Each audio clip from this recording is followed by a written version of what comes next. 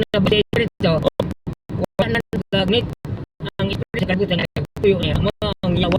Wala na po siya. Kay, unsay kalahian sa born again o Pentecostal kay ikaw Pentecostal mga kaon niya man born again. Unsa may kalahian na nila? Maura na pagtuha na siya.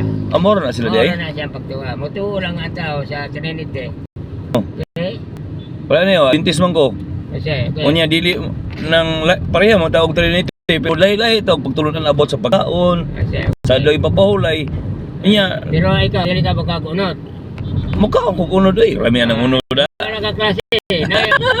Sa balista din sa kalidad ako mapila. Dili magkakunot. Oh. Kanang Reform. kanang puso. Oh.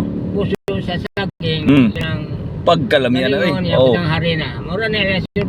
Oh. Kanya ang mga bata himsog man. Oo, depende man na. Sa Ginoo. Depende man na. Oo. Okay. Dito tayo no dito. Oh, dito. Depende man na siya sa pagdala. Okay. Kung saan pagdala na imong kaugalingon, imong pamilya. Depende na siya. Kaya lagi, kung imo basa sa mga buhat chapter 10, ihugasan ko na ang tanan. Oh, nagingon ang, you know? Dito ba kung punta si mo tayo ba? Yeah. Unsa may unsa kalahian ang gitawag ikaw Pentecostal ang imong anak born again.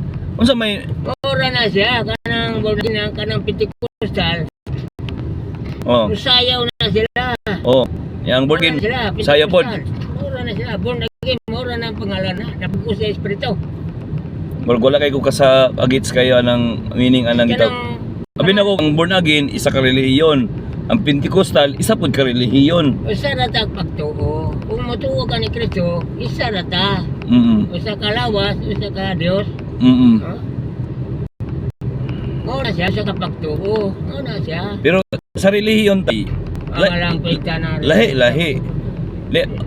Ang sabi nasabtan mo sa ng word nga relihiyon tay. Sa imo daw. Sa nasabtan mo tay.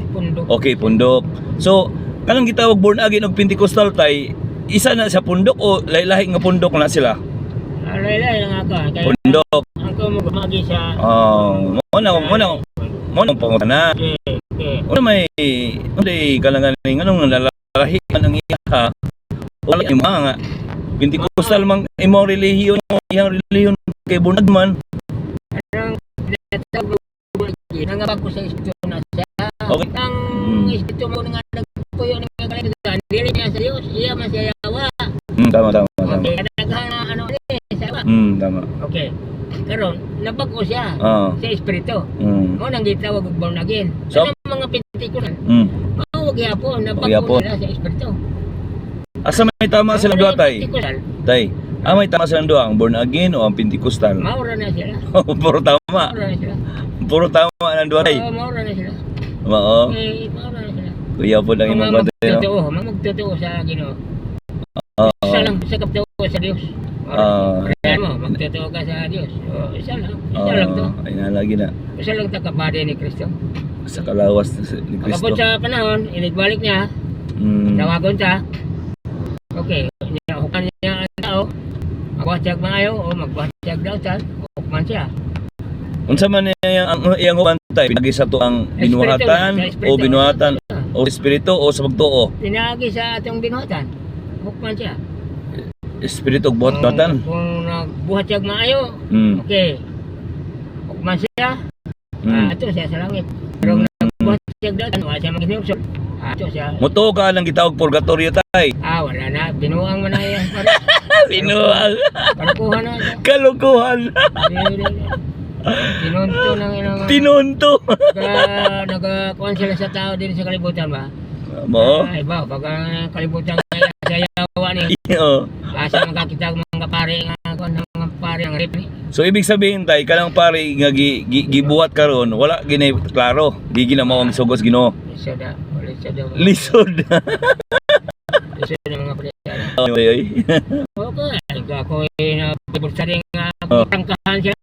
Mutukal dili. Pare. Kanang mga pare mga pakakla siya. Bakagon. Binuang na sila. Sila nag-ano sa atong mga kategorya. Nag-mando na sila baka. Atong mga kategorya. Kaya di mga magbasa Bible. Kaya may nga mga pare nga ayaw mo basa na. Kaya mabuang mo. Sa tanang relihiyon tay, unsa may di ni mo ganahan gyud? Dili ra ko siguro. Sige dili ta. Katawan kay katay. Okay.